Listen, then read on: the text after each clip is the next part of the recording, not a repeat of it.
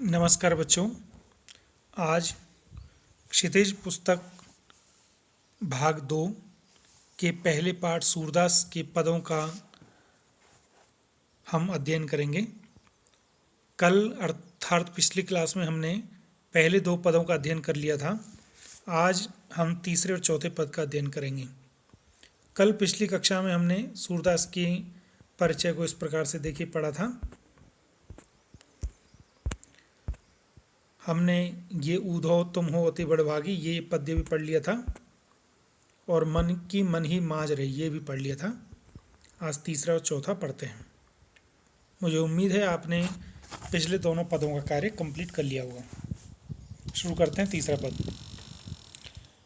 तीसरा और पहला पद बहुत ही महत्वपूर्ण है, इस पर विशेष ध्यान देंगे। तीसरा पद बहुत ही मुख्य है, इस पर विशेष ध्यान देना है आपको। एक बार मैं पढ़ूंगा, इसी तरीके से आप घर पर इसका अभ्यास करेंगे। हमारे हरिहारिल की लकड़ी, हमारे हरिहारिल की लकड़ी, मन क्रम वचन नंद नंदन उर, यह दृढ़ कर पकड़ी, हमारे हरिहारिल की लकड़ी।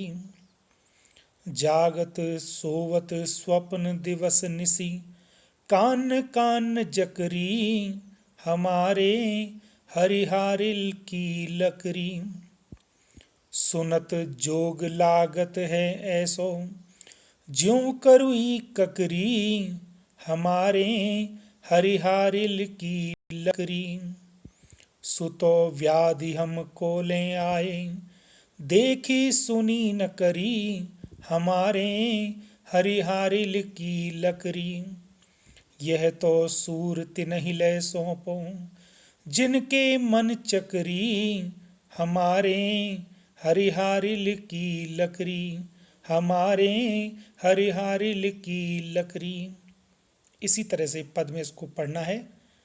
बार बार पढ़िए, ये छंद आपकी पकड़ में आ जाएगा, धीरे धीरे आपको समझ में भी आ जाएगा और आपको मैं भी समझाने का प्रयास करता हूँ। गोपियाँ उद्धव से कह रही हैं, अपने एकनिष्ठ प्रेम को बताते हुए, अपने अनन्य प्रेम को दर्शाते हुए वो कहती हैं कि आप जो हमें योग का संदेश दे रहे हैं, लेकिन ये व्यर्थ है। क्यों? क्योंकि हमारे हरि, हमारे जो हरि हैं, हमारे जो कृष्ण जी हैं, वो हारिल की लकड़ी की तरह से हैं। हारिल की लकड़ी क्या होता है? हारिल एक पीली टांगों वाला हरे रंग का एक कबूतर की जाति का पक्षी होता है, जिसे हारिल कहते हैं, हरियल कहते हैं, संस्कृत में हारीत कहते हैं, इंग्लिश में कॉमन ग्रीन पिजन कहते हैं। यह पक्षी भारत के घने पेड़ों वाले क्षेत्रों में पाया जाता है और ऐसा माना जाता है कि ये जो हारिल पक्षी है वो अपनी लकड़ी को पकड़ के ही रखता है मरण पर्यंत तक। ऐसी ही गोपियाँ कह रही हैं कि हम हारिल की लकड़ी हैं, अर्थात हम कृष्ण जी को कभी भी नहीं छोड़ेंगे, भले हमारे प्राण निकल जाए। मन क्रम वचन नंद नंदन उर, नंद नंदन जो नंद के पुत्र हैं, जो नंद के लाडले हैं, जो नंद के बड़े प्यारे हैं, जो नंद के प्रिय हैं, वो हमारे उर में, हमारे दिल में, हमारे हृदय में मन क्रम वचन, मन से हैं, कर्म से हैं और वचन से हैं। क्रम मतलब कर्म, अर्थात हमने मनसा वाचा और कर्मणा तीनों तरीके से कृष्ण जी हमारे ही हैं। यह दृढ़ करी पकड़ी, इस लकड़ी को हमने दृढ़ करके मजबूती से पकड़ रखा है, करी करके। तो दोबारा देखिए, हे उद्धव, हमारे कृष्ण जी हमारे लिए हारिल की लकड़ी की तरह से हैं। मन से, कर्म से, वचन से वो नंद नंदन अर्थात कृष्ण जी हमारे दिल में हैं और ये बात हमने मजबूत करके पकड़ रखी है। जागत सोवत स्वप्न निवस दिसी, जागत जागते हुए, सोवत सोते हुए, स्वप्न सपने में, दिवस दिन में, निसी रात में, कान कान जकरी हम कहन कान कन्हैया कन्हैया कह के ही जकरी रटती रहती हैं। जकरी रटना, कहते हैं हम कान कान ही रटते रहते हैं, चाहे जागते हों, चाहे सोते हों, चाहे सपने में हो, चाहे दिन में हो, चाहे रात में। सुनत जोग लागत है ऐसो। आप हमें योग सुना रहे हैं ना, पर सुनो हे उद्धव, जोग मतलब योग सुनते ही हमें ऐसा लग रहा है ज्यों कड़वी ककड़ी, जैसे कड़वी ककड़ी होती है, अर्थात जैसे कड़वी ककड़ी को आदमी मुंह पर रखता है और पहला ग्रास लेते ही पूरा थू कर देता है, ऐसे ही योग को आप सुना तो रहे हो, पर हमारे लिए ये कड़वी ककड़ी की तरह से, अर्थात बिल्कुल त्याज्य है, हेय है, निंदनीय है, हम इसे ग्रहण नहीं कर सकते, हमारे लिए अग्राह्य है। सुतो व्याधि हमको ले आए, व्याधि बीमारी, हमको हमारे लिए, सु वह, और वह बीमारी तुम हमारे लिए ले आए हो जो देखी सुनी न करी। ऐसी बीमारी तो हमने कभी सुनी और न कभी की हमने, अर्थात हमने तो हमेशा प्रेम की ही पूजा की है, योग भक्ति ये हमारे विषय है ही नहीं। यह तो सूर तिनहि ले सौंपो, तिनहि लें उनको, तिनहि लें उनको। तो सूरदास जी कहते हैं कि गोपियों ने उद्धव से कहा कि ये तिनहि ले सौंपो, ये जो बीमारी है, ये जो योग का संदेश है, ये जो कड़वी ककड़ी जैसा योग है, इसको उनको सौंपो, उनको दो जिनके मन चक्री, जिनके मन में अस्थिरता होती है, जिनका मन भ्रमित रहता है, जिनका मन चक्री तरह से घूमता रहता है, ये उनके लिए है। हम तो स्थिर मन हैं, हम तो एक निष्ठ कृष्ण जी से प्यार करती हैं, हमारा कृष्ण जी से अनन्य प्रेम है और हम उन्हीं के प्रति ही समर्पित रहेंगी। तो इस पद के कठिन शब्दों को आप लिख लीजिएगा। इसका भाव सौंदर्य और भाषा सौंदर्य देखिए।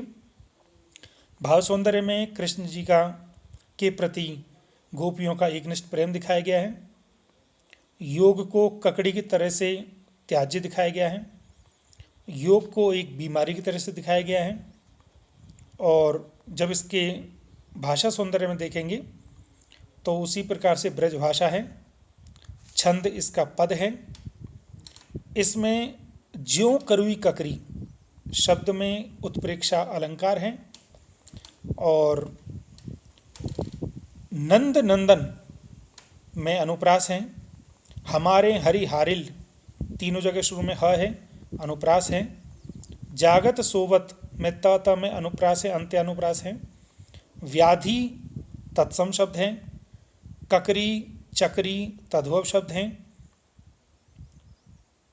दृढ़ तत्सम शब्द है, उर तत्सम शब्द है, स्वप्न तत्सम शब्द है।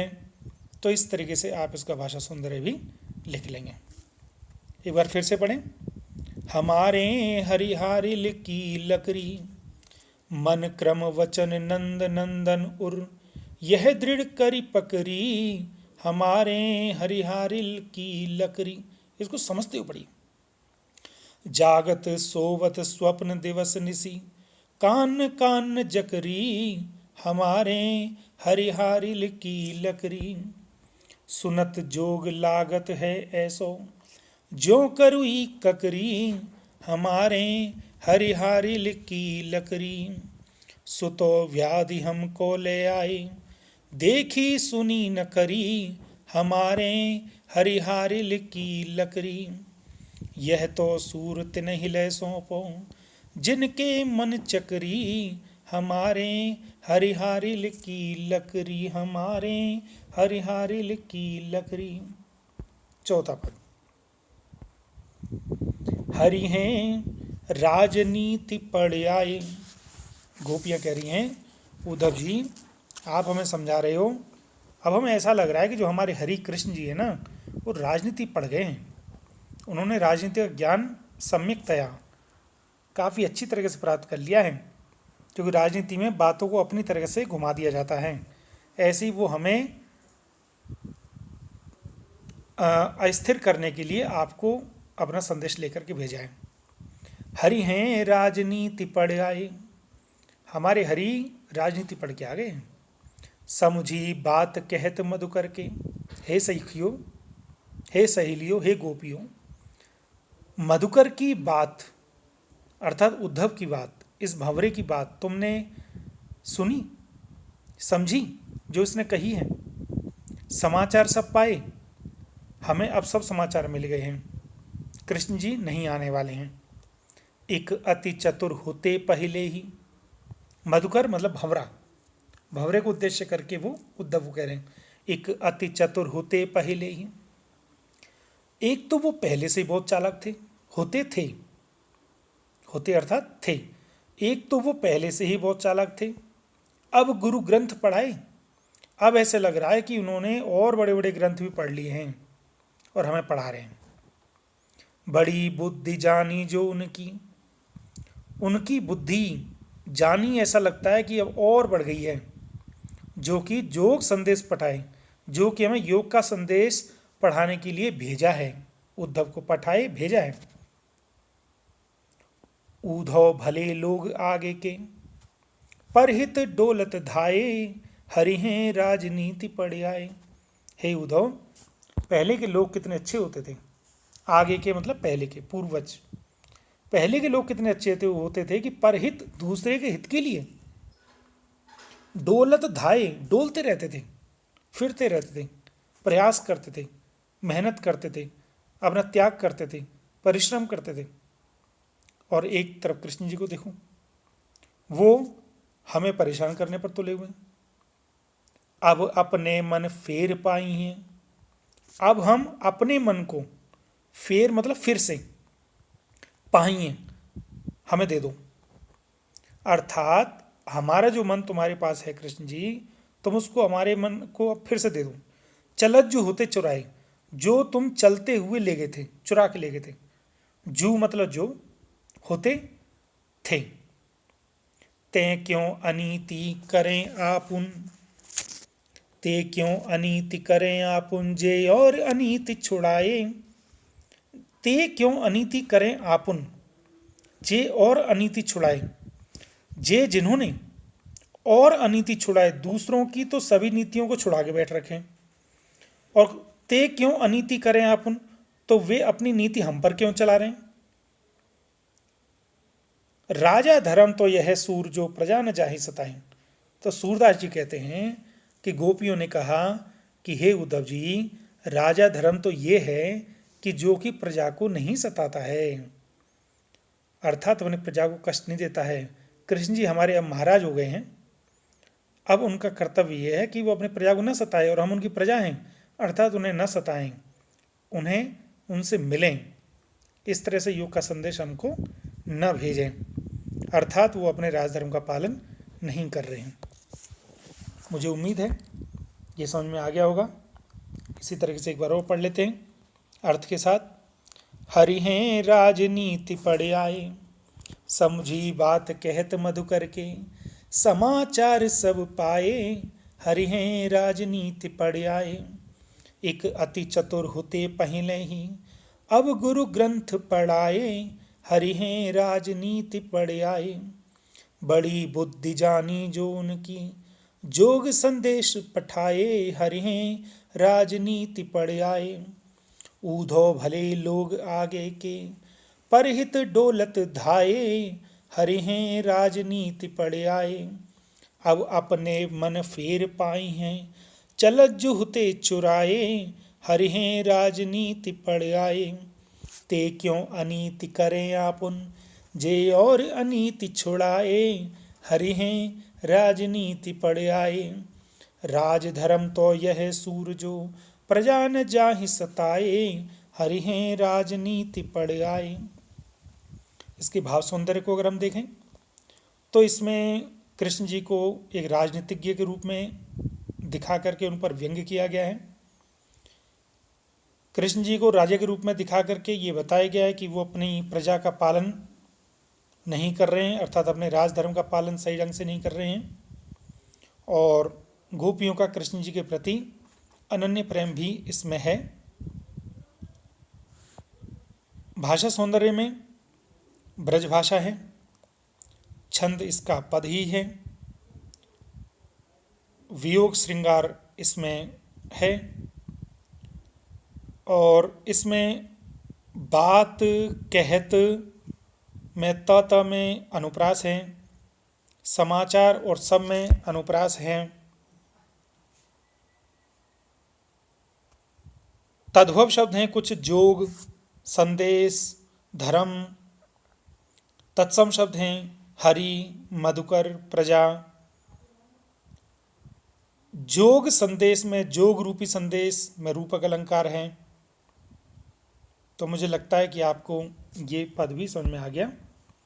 आप कठिन शब्दों को लिख लें, इनके भावार्थ और भाव सौंदर्य और भाषा सौंदर्य को लिख लें।